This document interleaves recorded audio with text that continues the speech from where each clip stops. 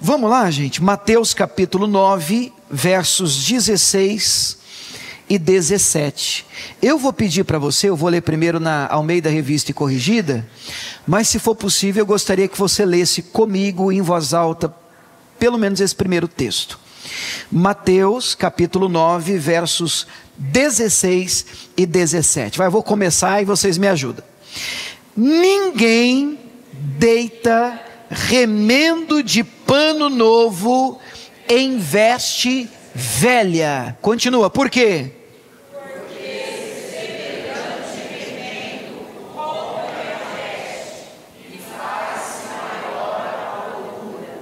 Nem se deita vinho novo em odres velhos. Aliás, rompem-se os odres e entorna-se o vinho, e os odres estragam-se. Capricha agora. Mas deita-se vinho novo em odres novos, e assim ambos se conservam. Aleluia. Pai, nós estamos diante da Tua voz, Tua palavra está sendo lida nesse lugar, que ela encontre, meu Deus, um lugar de primazia no nosso coração, um lugar especial. Meu Deus, que não haja espaço para desperdício de sementes nesse lugar, mas que a Tua palavra, uma vez em nós enxertada, está escrito, ela é poderosa para salvar nossa alma, ela possa germinar, nascer, crescer, produzir frutos para a glória do Senhor. Portanto, oramos, fala conosco. Eu também quero te pedir, Deus, que nos livre daquilo que entendemos ser uma mente de combate que nós possuímos, crenças limitantes e limitadoras. Que o Senhor nos ajude, meu Pai, a pensar diferente. Afinal, a transformação tão almejada, sonhada e até fruto de oração na vida de algumas pessoas, ela só é possível quando se há uma renovação de entendimento, uma mudança na maneira de pensar. O Senhor nos ensinou assim. Entendemos nós então que uma mente renovada é que vai trazer uma vida transformada, e então experimentaremos a boa, agradável e perfeita vontade de Deus. E aqueles que creem digam amém. Amém. Gente, a gente está diante de um texto, de uma fala de Jesus tremenda. Eu amo demais essa fala. Ontem eu tive o privilégio de pregar numa igreja de bairro aqui. Fui convidado por um pastor de uma outra denominação, mas eu conheço assim há 25 anos mais ou menos, e servindo a Deus. E foi muito bom, um tempo muito maravilhoso, onde nós falamos, até a pedido dele, falou assim: pastor, nós estamos orando, aniversário da igreja de 4 aninhos lá, e nós estamos na metade disso, 2 aninhos de vida. E ele pediu para mim: pastor, eu gostaria que tratasse alguma coisa, se for possível, ore a Deus, claro, e Deus assim permitindo, falar alguma coisa sobre uma nova história, um futuro diferente, uma vida nova, experimentar o novo de Deus, como isso é possível, abraçar a novidade de Deus, o novo do céu. Eu achei o tema muito interessante, e claro, orando sobre isso, eu entreguei lá uma palavra, quero falar alguma coisa sobre isso aqui com vocês, mas eu percebo que a grande dificuldade das pessoas não está em aceitar o novo e orar pelo novo, porque isso a maioria das pessoas faz, e faz muito bem, principalmente em virada de ano, né? Está chegando um ano, vai começar um ano novo, aí é uma frase que se libera dizendo assim: ano novo. Olha aí, você conhece a frase, tá vendo? Ano novo, vida nova. E a gente sabe que só uma mudança no calendário, na folhinha, não muda nada. As coisas não vão mudar se nós não tivermos atitudes diferentes. E essa atitude, esse comportamento diferente, é mais do que uma ação, é uma renovação de entendimento na maneira de pensar. Não é assim que a Bíblia diz em Romanos 12? A gente não se deve conformar com esse mundo, mas transformai-vos pela renovação da vossa maneira de pensar, do entendimento, para que experimenteis a boa, agradável e perfeita vontade de Deus para a sua vida. Então a vontade de Deus é boa, a vontade de Deus é perfeita, a vontade de Deus é agradável, mas ela só só é acessada por uma renovação, uma mudança de mentalidade. Mas pensa numa coisa complicada, é você tentar trazer o novo para alguém que não consegue mudar a sua maneira de pensar. Ele crê assim, ele pensa assim, ele age assim, porque afinal de contas a mente, o entendimento está cauterizado. Eu queria fazer um pedido a vocês antes de pregar. Eu gostaria que você trabalhasse com a possibilidade de você estar equivocado. Eu gostaria que você ouvisse a mensagem pensando assim. Primeiro, a maneira certa de você ouvir uma mensagem, seja aqui ou em qualquer lugar, é você esquecer os outros. Essa ideia de você estar na igreja e a mensagem é ministrada e você pensa: puxa, pastor, tudo para o meu marido, o meu patrão tinha que ouvir isso, o meu filho tinha que ouvir essa palavra. Essa ideia a gente precisa afastar. Nós precisamos ouvir a palavra pensando assim: meu Deus, o que é que o Senhor quer tratar comigo? Há alguma coisa que o Senhor quer que eu faça diferente? Tiago faz uma comparação interessante na carta dele, chamando a palavra, ou pelo menos apontando a palavra de Deus, como espelho. E é interessante, eu gosto dessa comparação, porque provavelmente, antes de vir para cá, você se olhou no espelho. E a pergunta é: para quê? Para que alguém se olha no espelho? Nós nos olhamos no espelho, em regra, para nos arrumar. Quem tem bastante cabelo para pôr no lugar, não é assim?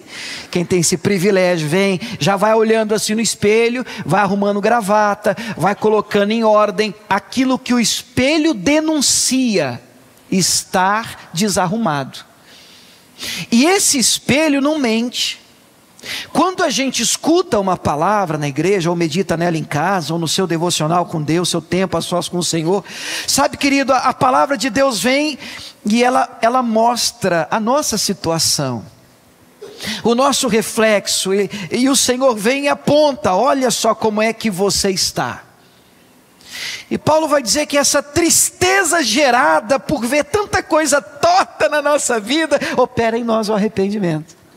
A possibilidade de mudança, a possibilidade de uma vida nova, de uma vida diferente, de uma vida escrita pelo Senhor. É essa a vida que eu quero para mim, é essa a vida que eu desejo para você.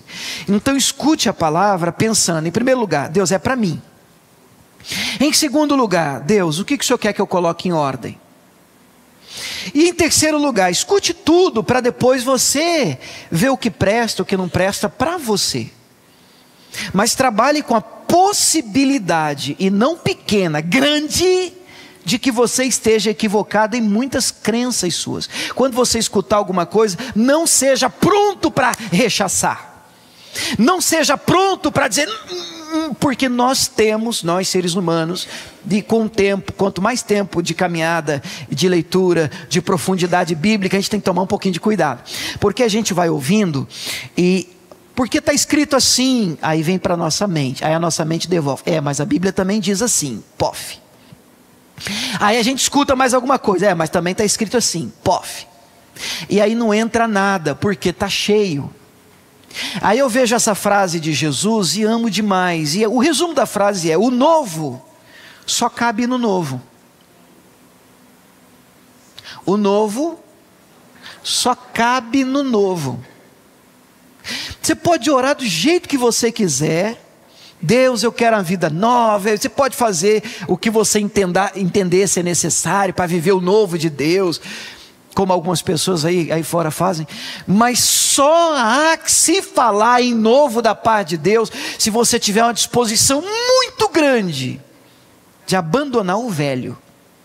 E não é tão fácil quanto parece. Não é tão fácil quanto parece. É mais fácil falar. Mas quando o novo chega, a gente diz assim: Deus, eu queria o novo, mas eu queria também o velho. Eu queria um novo, mas assim, eu queria isso aqui, mas eu também não queria abrir mão de nada. Então isso, já estou te avisando, não é possível. Há que se fazer algumas renúncias, sacrifícios no sentido original da palavra, onde eu levo o meu eu para o altar, onde eu digo, como Jesus nos ensinou a orar, né? Senhor, seja feita a tua vontade. E está aqui implícito, está aqui escondido, ainda que eu tenha que abrir mão da minha. E olhe para mim, é o que vai acontecer várias vezes. É o que vai acontecer várias vezes. O Evangelho de Cristo é isso, é você tomar a cruz dele e atender o chamado dele, dizendo: olha, negue-se a si mesmo, tome a sua cruz e siga-me.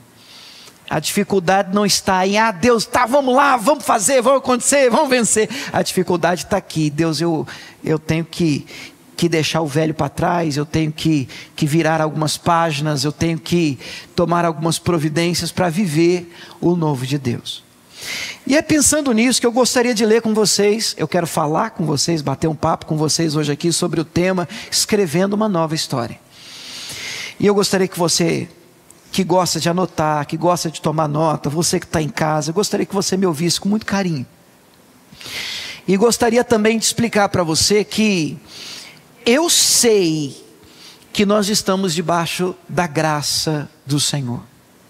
Se o Senhor não nos ajudar, nós estamos perdidos. Você tem noção disso? Você tem essa clareza com você? Nós precisamos do Senhor. Então, por mais que eu te dê uma palavra apontando a nossa responsabilidade no processo, eu sei e eu preciso que você saiba também que tudo que eu vou tratar com vocês não é uma questão de mérito meu, seu, e nós vamos fazer para acontecer, e aí então é nós que vamos ligar os... Não. Mas nós vamos cooperar com o Senhor, há uma responsabilidade que é nossa, entendendo, clamando, e nós vamos orar hoje assim, pedindo a Deus ajuda. Porque nós precisamos, no mínimo, querer uma vida, a vida de Deus, o novo de Deus, a graça de Deus sobre nós. E eu gostaria que você ouvisse essa história que é curtinha, tem 2 versículos só. Ela está em 1 Crônicas, capítulo 4, versos 9 e 10. Eu gostaria que você me ouvisse assim como se fosse a primeira vez na sua vida. Pode ser? Primeira vez na sua vida. Eu não conheço, nunca ouvi essa história aí, pastor. É a primeira vez que eu vou ouvir. Ótimo, escute, dá uma esvaziada, porque é algo novo que o Senhor quer costurar. Mas um remendo novo ele só pega no novo. Não tem jeito, no velho não funciona. 1 Crônicas capítulo 4, versos 9 e 10. Vamos ler os 2 versículos e a gente já tem uma ideia da historinha que é muito curtinha. E foi Jabes mais ilustre do que os seus irmãos. A sua mãe chamou seu nome Jabes, dizendo: porquanto com dores o dei à luz. Porque Jabes invocou o Deus de Israel, dizendo: se me abençoares muitíssimo, os meus termos amplificares, e a tua mão for comigo, e fizeres que do mal não seja aflito. E o texto termina dizendo que Deus, que lindo, ó, Deus, porque é Deus que muda, é Deus que agracia, é Deus que responde, amém, irmãos? Deus lhe concedeu o que lhe havia pedido. Que o Senhor olhe para nós nessa manhã. Sabe, que o Senhor nos conceda graça, favor, aqui nesse lugar. Porque há um desejo dentro do meu coração, quando a gente ministra, quando a gente tem como lema essa frase para esse lugar: olha, é um lugar de recomeço, é um lugar de se viver o novo, é um lugar de tentar mais uma vez, é um tempo de ouvir Jesus como Pedro ouviu: vai, volta para o mar, lança mais uma vez. Mas Senhor, eu já tentei, e a gente sabe que às vezes tudo que vem é sujeira na rede, mas é preciso lavar as redes, é preciso limpar a alma, o coração, e dizer: Senhor, eu preciso acreditar que o novo da parte do Senhor aguarda por mim. Mas será que é algo que eu posso fazer? Será que é algo que o Senhor espera da minha parte, da sua parte? Será que como igreja nós podemos agir de forma a atrair isso da parte do Senhor, esse favor da parte de Deus? Irmãos, eu ouso dizer para vocês que eu creio com todo o meu coração que sim. Eu não acredito numa vara mágica, não é uma fórmula mágica, não é um abracadabra, não é um Shazam, como eu brinco com vocês aqui, não é um botão que se aperta, agora receba ou não, não é assim que eu creio. Mas eu acredito que há um comportamento da nossa parte, uma oração, mais precisamente, que nós podemos pelo menos ter como um modelo do que nós podemos, ou o Senhor Deus espera que façamos, a fim de que uma nova história, um novo futuro da parte de Deus possa nos encontrar. Amém? Então eu olho para essa história e a primeira coisa que eu queria que você entendesse comigo é a história de um homem chamado Jabes. Se você tem aí a sua Bíblia de papel, ou mesmo no aplicativo, você vai perceber que nós estamos em 1 Crônicas, no capítulo 4. 1 Crônicas 4. E você, se você voltar aí algumas folhas, você vai ver que desde o capítulo 1, e nós estamos fazendo essa leitura da Bíblia agora no Novo Testamento, né? Mas quando no Velho Testamento, você vai perceber principalmente capítulos inteiros de genealogia. O que é isso? O capítulo 1, por exemplo, pura genealogia. Fulano gerou fulano, que gerou fulano, que gerou fulano, que gerou fulano. E assim, um nome mais difícil do que o outro. E aí você vai para o capítulo 2, começa assim o capítulo 2, são os filhos de Israel, Rúben, Simeão, Levi, e mais genealogia. Aí começa o capítulo 3, estes foram os filhos de Davi, um monte de nome também, família, genealogia. E aí começa o capítulo que a gente está, que é o capítulo 4. Como é que começa o 4? Vamos tentar ler comigo? Vamos tentar o verso 1? Olha lá. Os filhos de Judá foram, vem comigo, Pérez, Esrom, Carmi, Iur, Sobal. Verso 2, e Reaías, filho de Sobal, gerou Jaate, Jaate gerou Almai e Laade. Estas são as famílias dos Zorateus. Irmãos, aproveita as irmãs grávidas aí, há um leque de opções, e eu estava fazendo a leitura bíblica, né? E aí quando chega nesses capítulos, porque não é só um privilégio de Crônicas, existem vários textos da Bíblia assim. Mateus 1 começa com genealogia, a gente começou a genealogia de Jesus. E aí, irmãos, eu lendo isso, meu coração assim, pula William, pula, ganha tempo. E eu dentro de mim, não falei para ninguém, mas Deus sabe que é verdade. Eu falei assim, para que isso aqui, Deus? Para que isso aqui? Sabe, num negócio, não preciso, não entendo para que isso aqui. E é como se o próprio Espírito de Deus, né, ministrasse meu coração, disse assim, William, para mim, cada pessoa é importante, cada pessoa conta. William, eu tenho você gravado, o seu nome, não é assim que está escrito, gravado na palma da minha mão. Então, William, cada indivíduo para mim é um ser importante. Puxa, glória a Deus. É tão importante perceber que Deus se importa, não apenas com o coletivo, quando a gente fala de igreja, mas o nosso Deus é um Deus pessoal. Sabe, você fecha a porta do seu quarto, você fala com Deus, e Ele fala com você. Você abre a Bíblia, Ele ministra o seu coração. E você percebe Deus tratando com questões tão pessoais, tão particulares. Ele se importa comigo e com você. Mas é fato que quando a gente lê o capítulo 4 e vai lendo fulano, gerou fulano, até chegar no verso 9, olha o 8 por exemplo, o 8 continua, e Có gerou Anube e Azobeba, as famílias de Arael, filho de Arum, aí vem o 9, e foi Jabes mais ilustre que os seus irmãos.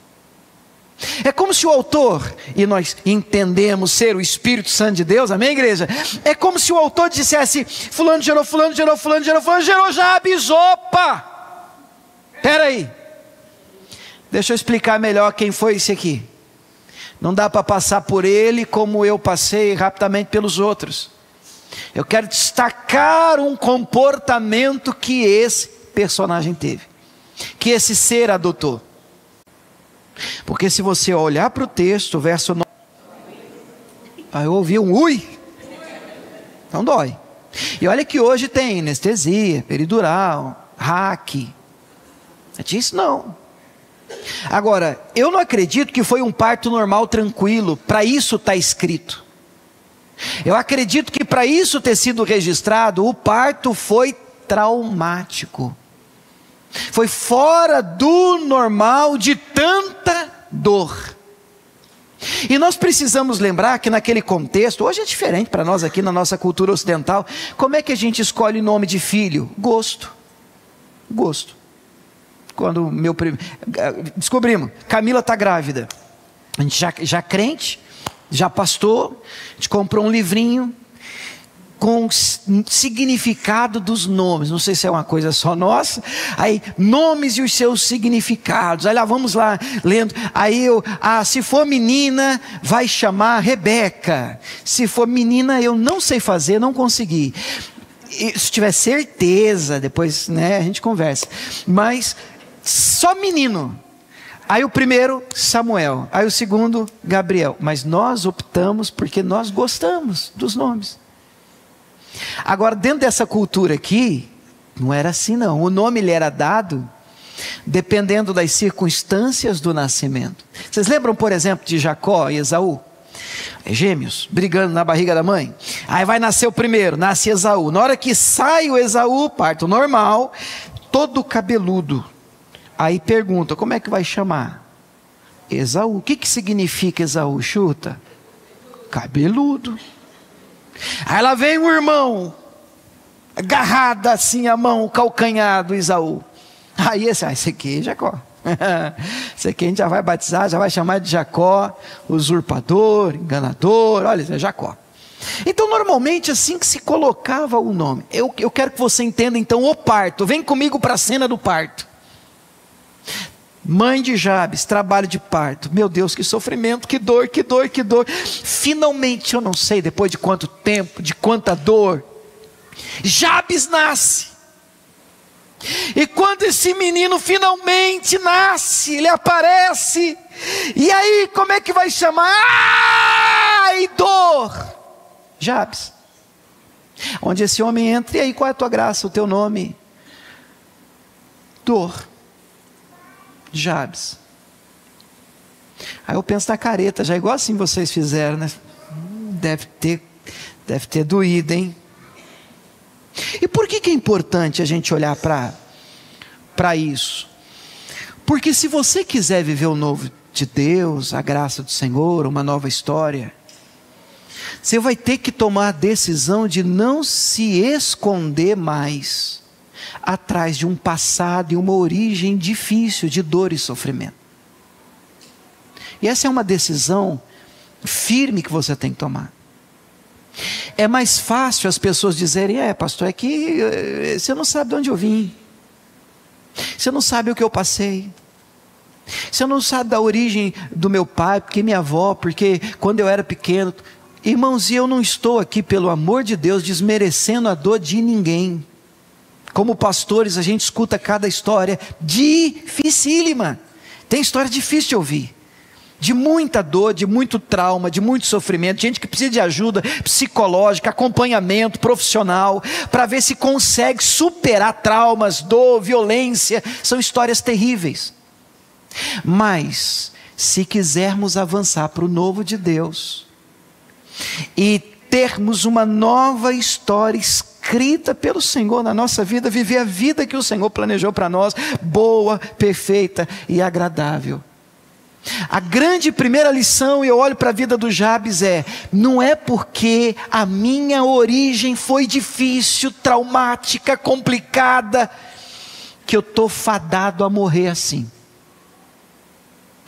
Não precisa terminar assim. As coisas podem mudar para você e para melhor, com a ajuda de Deus. Alinhada a palavra. Uma nova vida da parte do Senhor pode ser vivida por você. Você pode dizer amém por isso? E a pergunta que a gente vai tentar responder à luz desse texto é: tá bom, pastor, mas como? Como? Então a gente vai olhar para essa oração que Jabes faz, e eu repito mais uma vez, não é um mantra, não é um Shazam, tá? É uma oração, e nós vamos tirar algumas lições daqui, e aquilo que você entender ser importante para você, você vai abraçar. E nós vamos procurar fazer essa oração daqui a pouco juntos. Como é que ele ora? Verso de número 10. Ele ora assim. Deixa eu ler essa oração vamos ler o texto na NVI, só para fazer uma comparação, 9 e 10. Diz assim: Jabes foi o homem mais respeitado de sua família. Sua mãe lhe deu o nome de Jabes, dizendo: com muitas dores o dei à luz. Jabes orou ao Deus de Israel: abençoa-me, aumenta as minhas terras, que a tua mão esteja comigo, guardando-me de males e livrando-me de dores. E a parte mais importante para mim é a final. Deus atendeu o seu pedido. Tão bom quanto Deus olha para nós. Bom, eu quero separar essa oração em 4 pontos. E a primeira grande lição que eu tiro dessa oração, eu gostaria que você gravasse isso. Vamos tentar entender isso melhor. Peça a bênção de Deus para a sua vida.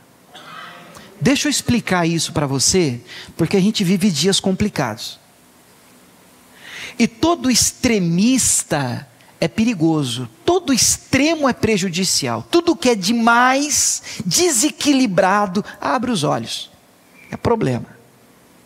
E por que eu estou dizendo isso? Porque, olhando aqui para mim, por favor, para você não entender errado, desse lado extremo, olha eu ajudando a mídia, desse lado extremo, só para ficar mais fácil, estão aqueles que tudo que eles querem são as bênçãos. Não interessa relacionamento com Deus. Eu quero favor. Eu quero vencer. E isso tem criado um problema enorme para um evangelho sadio no seio da igreja de Jesus. Você imagine que eu namore a Camila, nós já somos casados, você já sabe disso, mas eu estou namorando com ela, aí eu viro para ela e ela me pergunta assim: você me ama? Eu falo assim: eu não. Eu estou com você porque eu sei que você é fazendeira aqui no Mato Grosso. E ela é do Mato Grosso, só não é fazendeira.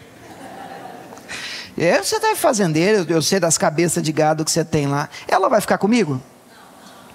Só se você for muito carente para você topar um relacionamento nesse nível, onde a pessoa só quer o que você tem. E por que nós iríamos nos relacionar com Deus assim? Muita gente se relaciona com Deus assim. As pessoas vêm para esse extremo onde quer ela saber de orar? Não, pastor, vê lá, ora aí, aperta o botão, chama o Shazam, põe a mão aqui, derrama alguma coisa na minha cabeça, vamos beber o vinagre ungido e vai dar certo. E eu quero é vencer. Isso é um problema. Gente assim facilmente manipulada, enganada. Mas tentando sair desse extremo, alguns acabaram indo para o outro extremo. Olha o outro extremo aqui, estou chegando lá. O que tem desse lado de cá?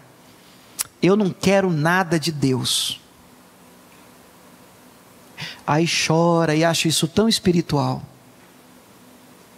Bom, mas isso é problema seu, porque eu quero. Vocês estão entendendo? E eu quero com base na minha cabeça? Não, Hebreus 11:6 vai dizer que sem fé é impossível agradar a Deus, porque é necessário. Eu disse é necessário que aquele que se aproxima de Deus faça 2 coisas. Primeiro, creia que Ele existe. Segundo, que Ele é galardoador daqueles que o buscam. O que é isso? Ele tem recompensa para quem busca Ele.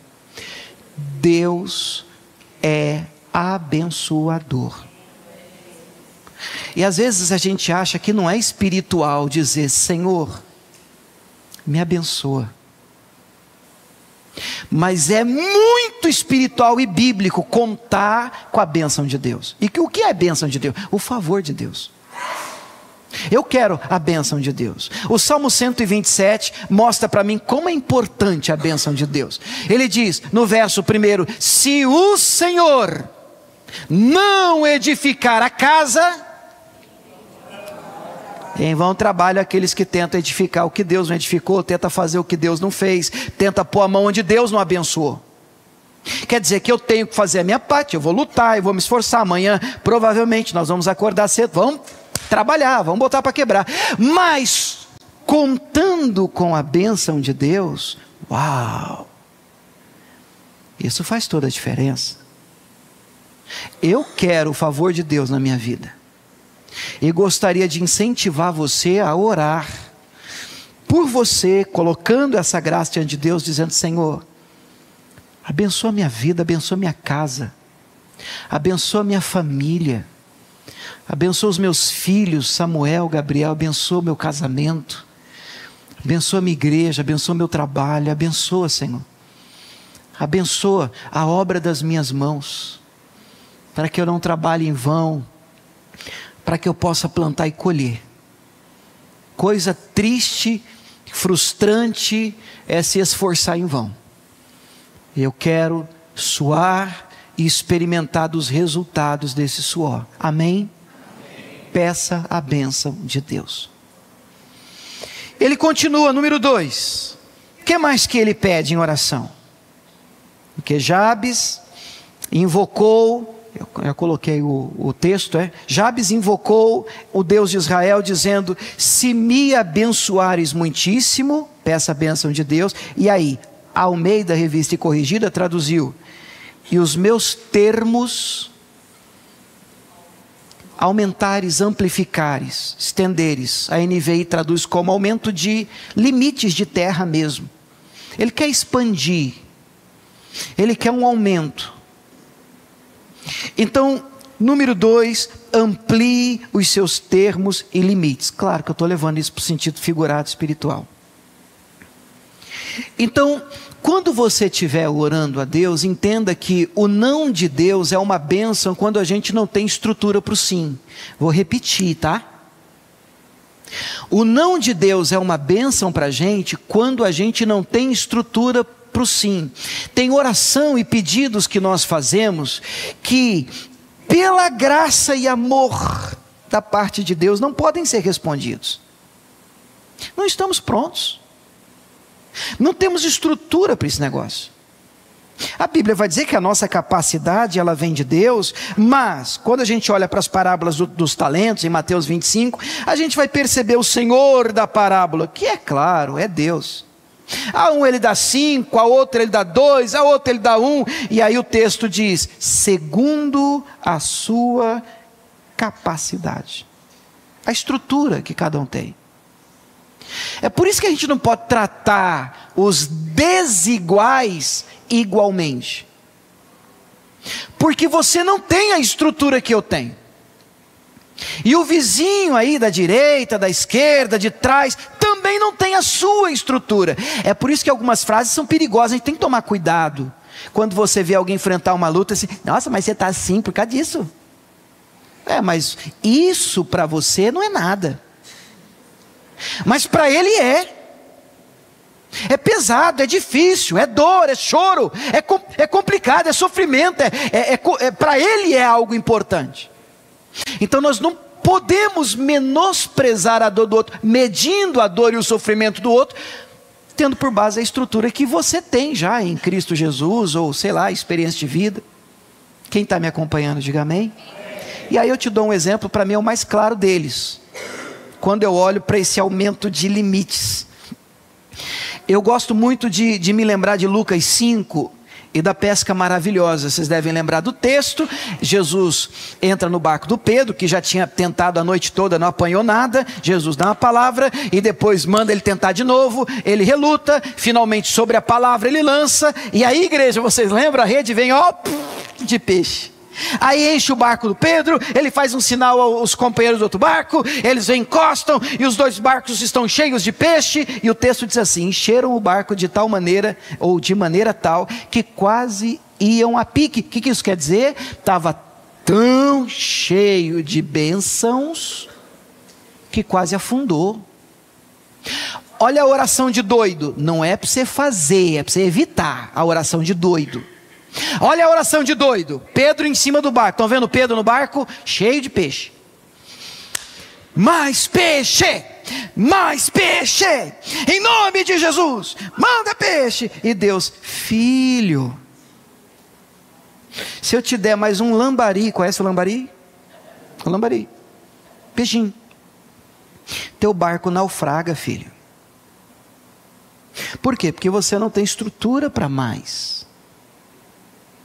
Aí uma vez eu estava falando isso, alguém disse assim para mim, depois do culto: tá, então quer dizer que eu nunca vou poder ter, pastor? Eu falei assim: não, filho, você não entendeu. Aí eu estou completando a partir de então. Você não entendeu.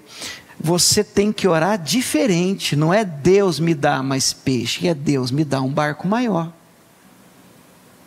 Deus me prepara para que eu possa viver o que o Senhor tem para mim. Meu Deus me dá estrutura para receber mais. Mas ore de mãos dadas assim com a outra frase: Deus, não me dê o que eu não tenho condição de suportar. Se for para minha empresa crescer e hoje tem 5 funcionários, amanhã ter 100 funcionários, puxa, se tornar um grande empresário, 1000 funcionários, uma mega empresa, e você ficar louco, e você perder o juízo, e você não conseguir dormir de preocupação, e você viver debaixo de ansiolítico. A minha pergunta é: isso é bênção? Porque a minha Bíblia diz que a bênção do Senhor enriquece e não acrescenta dores. Não, pastor, Deus me deu uma grande, enorme fazenda, e agora pastor, não dá nem para estar na igreja, não dá nem para orar, tem nem tanta coisa para resolver. Se assim, essa bênção virou uma maldição. A bênção de Deus enriquece e não acrescenta dores. Então, meu Deus, a Bíblia até nos ensina a orar assim: não me dê nem mais, nem menos. Todos queremos crescer, mas debaixo da graça, da bênção, do favor do Senhor e daquilo que temos estrutura para suportar. Ele quer nos dar mais. Então, Deus, me dê estrutura. A Bíblia diz que a nossa capacidade vem do Senhor. Pode dizer amém? Jabes ora: Deus, você sabe que, irmãos, os momentos de maior crescimento na minha vida, crescimento assim, do que eu estou tratando, normalmente você não consegue na sala de aula, não. Normalmente não é sentado na igreja domingo, não, sabe? Os momentos em que eu mais cresci, foram os momentos em que a minha fé foi mais esticada. E você sabe o que é bom para esticar a fé da gente? É isso aí: luta, problema. E aí a gente vai para Deus, e aí Deus me ajuda, e a nossa fé é exercitada, e a gente fica mais robusto na oração, a gente se aproxima de Deus, a gente vai para os pés de Jesus, e crescemos, e os nossos termos, nossa estrutura, amém? Número 3, o que mais que nós podemos olhar para essa oração? Peça pela mão de Deus. A mão de Deus. A mão de Deus faz toda a diferença. A mão de Deus está sobre você? Você crê nisso? A mão de Deus está sobre você? Olha a oração do Jabes. Vamos ler de novo, verso 10. Porque Jabes invocou o Deus de Israel, dizendo: primeiro, se me abençoares muitíssimo. Eu diria assim: com força. 2, os meus termos amplificares. E 3, a tua mão for comigo. Irmãos, um detalhe: Nós somos tentados a achar que quando a mão de Deus está sobre nós, é só alegria, é só tranquilidade. Isso é um tremendo equívoco. Sabe como é que começa Ezequiel 37, no Vale dos Ossos Secos? Começa assim: veio sobre mim a mão do Senhor. Olha, irmão, quando você diz isso para alguém, assim, para um crente, né? Veio sobre mim a mão do Senhor. Aleluia, pastor, isso aí, a mão de Deus. Aí você continua lendo: e me levou em espírito. Opa, então, aleluia. E me levou no meio de um vale. Ei. Estava cheio de ossos. Oh. Me fez andar neles, eu vi que o negócio estava pior do que parecia. Não está seco, está sequíssimo. E aí, filho do homem, tem jeito? Eu disse assim: Senhor, mas parecia que a tua mão estava sobre mim. Parecia não, a tua mão continua sobre você. A mão de Deus não é medida pelas circunstâncias. A presença do Senhor não pode ser mensurada pelo que você passa. Você não pode olhar ao redor da sua vida, isso é muito fraco, isso é areia, e dizer: olha só, que coisa linda, Deus está comigo, porque aquilo aconteceu. Não, querido, e o inverso é verdadeiro. Eu também não posso olhar para aquilo que está dando errado e dizer: poxa, Deus, não deu certo, eu achei que a tua mão era comigo. Não, presença de Deus não se mede assim. Jesus é com você. E eu vou te dizer por quê. Não é uma frase de efeito, não, porque Jesus disse que seria. Ele prometeu. Uma das promessas que Ele deixou com a gente foi: eu estarei com vocês todos os dias, até a consumação dos séculos. Todos os dias. Agora é verdade, tem dia que parece mais, a não ser que você seja diferente de mim. E tem dia que parece que Ele se engraçou com a gente só pensa, acontece. Mas tem fase, irmão. Eu não sei se parece que é só comigo. E que você diz: o que é isso? Algumas vêm com um efeito dominó assim, blá, blá, blá, blá, blá, e você diz: o que é isso aqui? E aí Satanás vem e sopra na orelha assim: está vendo? Como disse, e tentou Jesus no deserto. Se você é o filho de Deus mesmo, se você é o filho de Deus mesmo, aí ó, transforma essa pedra, pula daqui, os anjos vão te segurar, vamos resolver esse negócio, vamos fazer do seu jeito. Não. Eu sei em quem eu tenho crido. Minha vida está nas mãos de Deus. A mão dele está sobre mim, a mão dele está sobre você, a mão dele está sobre a sua casa. E isso não é uma questão de sentimento, igreja. Isso é uma questão de fé. Você precisa crer assim.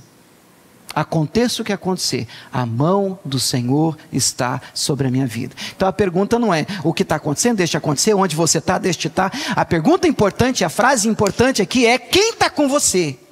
Quem está com você? Na presença de quem você está? Você lembra do Salmo 23? Famoso, decorado. O Senhor é o meu pastor, nada me faltará, me faz andar verdes pastos, deitar-me em verdes pastos, guia-me mansamente, águas tranquilas. Tudo o que eu quero na vida, águas tranquilas, pastos verdejantes. Mas o mesmo salmista vai apontar lá na altura do verso 4: mas ainda que eu andasse pelo vale da sombra da morte, não temerei mal algum. Fala para mim por quê? Porque tu estás comigo, a tua vara, o teu cajado me consola. Então a questão não é se você está no vale, está no monte, se você está no pico da vitória, se você está em um momento de adversidade na sua vida. A pergunta que interessa é: a mão do Senhor está sobre você? E se a resposta, e você crê nessa resposta: sim, pastor, porque Deus disse que estaria comigo, e eu estou com Ele, então venha o que vier, se o Senhor é por nós, quem será contra nós? Como eu amo essa canção que a Camila fez, e era para a Paula fazer hoje. E a canção: te adoramos, te exaltamos, ó Cordeiro Santo de Deus. Dá para você colocar a letra da canção? Só para eu colar. Te exaltamos, ó Cordeiro Santo de Deus, e declaramos as tuas maravilhas. Nós cantamos isso hoje. Teu Espírito se manifestará nesses dias, aleluia, trazendo vitória às nossas vidas. E o refrão? Quem intentará contra o braço forte do Senhor? Quem impedirá o seu agir? Quem poderá nos resistir, se a palavra de vitória já foi liberada a nós? Quem pode amaldiçoar o que Deus abençoou? O profeta Balaão até tentou, vocês conhecem a história dele, né? Que ele foi lá, sabe, para jogar uma praguinha no povo de Deus, e na hora que ele ia abrir a boca, bênção. O rei Balaque, louco, mas que é, irmão? Eu paguei, você combinando, é para jogar praga, é para amaldiçoar, é para jogar uma maldição. Eu disse assim, rapaz, eu não posso amaldiçoar o que Deus está abençoando. A mão de Deus está sobre você. Ah, mas fizeram, falaram, pastor, armaram, bolaram, e aí tem trabalho, e para com isso. A mão de Deus está sobre você. O que Deus decide abençoar, ninguém pode amaldiçoar. Quarto e último, e nós vamos orar. Peça por livramento. A gente ora pouco isso, sabe, irmãos? Peça por livramento de males. Eu penso que um dos motivos, eu penso, é coisa minha, da igreja hoje não orar muito isso, é porque há uma ideia de falta de fé. Quando a gente diz assim, Senhor, me livra desse mal. Só que é uma oração que Jesus nos ensinou a fazer, não foi? Você lembra do Pai Nosso? Pai Nosso que estás nos céus, santificado seja o teu nome, venha a nós o teu reino, seja feita a tua vontade, se na terra como nos céus. Pão nosso de cada dia, perdoa as nossas dívidas, assim como nós perdoamos os nossos devedores. Não nos deixe cair. E agora, olha aí, Jesus nos ensinando a orar, livra-nos do mal. Eu olho para esse texto, eu queria plantar algo no seu coração. Querido, não é toda guerra que você tem que lutar. Tem uns crentes que eu conheço que gostam de uma confusão, sabe, irmão? Eles não podem ver uma guerrinha, não podem, tipo caça-fantasma mesmo. Ele está assim, está tranquila a vida dele, mas ele começa a ver um fumacinho ali, guerra! Ele gosta de confusão, gosta de uma guerrinha, gosta de uma batalha. E qual é o problema? O problema é que você gasta energia em batalhas desnecessárias, e na hora que você precisar mesmo, você está cansado, porque você está em tudo. O que fulano falou, quem falou? Vamos lá! E sabe o que? Você tem que aprender, selecionar aquilo que você vai entrar, aquilo que merece o seu tempo, preocupação e energia. Sabe, Saul não foi uma grande referência não, mas quando ele começou, no dia da coroação dele, os filhos de Belial desprezaram ele e não trouxeram presentes para ele. Aí, pelo menos isso dá para aprender com ele, porque o texto diz que Saul se fez de surdo. Porque se você decidir ouvir tudo, você não vive. Não vive. Você tem que pegar esse ouvido e converter ele. Esse ouvido, aceita Jesus. E aí põe um filtro. E aí você seleciona, isso merece, isso merece. Principalmente quando você pergunta, tá, mas de onde veio isso? Quem falou? Ó o Neemias.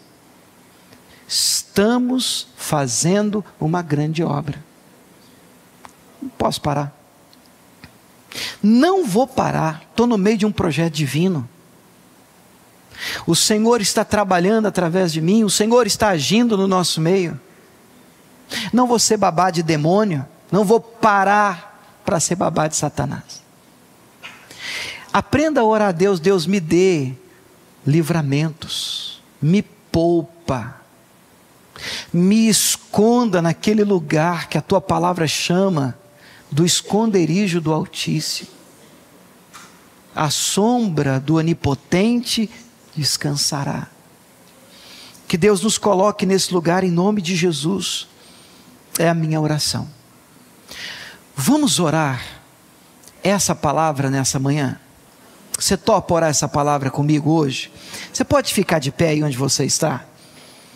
Você ora do seu jeito, ore aquilo que você entendeu, ore aquilo que para você acha importante.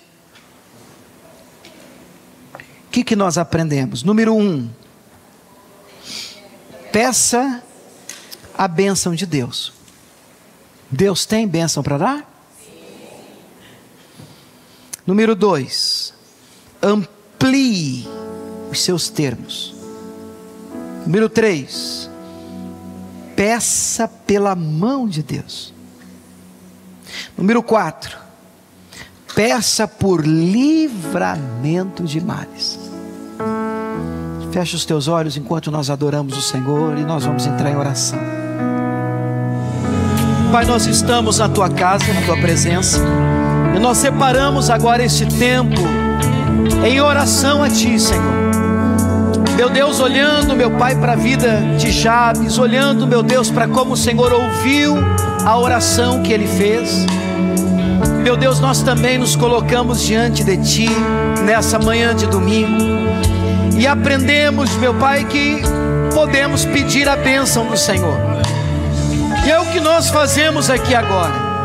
Nós levantamos a nossa voz a Ti, Senhor, e lhe pedimos: abençoa-nos, abençoa esse homem, abençoa a casa dele, essa graça de Deus, o favor dele sobre a sua vida, sobre a sua família, sobre o seu casamento, sobre a vida dos teus filhos. Não há nenhum problema com isso. O Senhor é Deus abençoador, Ele é galardoador daqueles que o buscam, Ele é recompensador. Ele tem recompensa sim para aqueles que se aproximam dEle, crendo que Ele é real, que Ele existe. Meu Deus, Jabes orou dizendo: se me abençoares muitíssimo, muitíssimo. Meu Deus, e eu sei que o Senhor pode liberar sobre a nossa vida, sobre a nossa casa, sobre a nossa família, meu Deus, sobre nós, sobre a nossa igreja, a bênção, o favor do Senhor. Ah, Deus, e esse favor, Ele faz toda a diferença. Essa graça sobre nós faz toda a diferença. Nos fará plantar e colher, nos fará, ó Deus, desfrutar do nosso suor, do esforço no trabalho. Em nome de Jesus, debaixo do Teu favor, debaixo da Tua bênção. Pai, eu também oro e peço ao Senhor que nos prepare para aquilo que está por vir. Eu peço ao Senhor estrutura, peço ao Senhor, ó Deus, que trabalhe em nós e através de nós. Peço ao Senhor que nos dê clareza, meu Pai, acerca dos pedidos que fazemos. Possamos compreender, meu Deus, que precisamos estar prontos e preparados para aquilo que o Senhor deseja realizar. Por isso, amplia os nossos termos, em nome de Jesus. Pai, nós pedimos também a Tua mão sobre nós. Eu peço a Tua mão sobre a minha família. Eu peço que o Senhor continue com as Tuas mãos sobre mim, sobre os meus filhos. Continue, ó Deus, com a Tua mão estendida sobre esse lugar. Continue estendendo as Tuas mãos sobre cada voluntário, colaborador, membro, visitante nesse lugar. Estenda as Tuas mãos sobre aqueles que nos acompanham pela internet. Ah, o braço do Senhor não está encolhido para que não possa salvar. Nós queremos experimentar da boa mão do Senhor sobre nós, pois operando eu, diz o Senhor, não há quem possa impedir. Meu Deus, nós também oramos por livramentos. Oramos, ó Deus, ao Senhor, para que o Senhor nos poupe, nos livre de guerras e batalhas das quais o Senhor pode nos livrar. Nós entendemos que existirão batalhas necessárias. Nós entendemos que existirão guerras que precisaremos lutar, batalhar.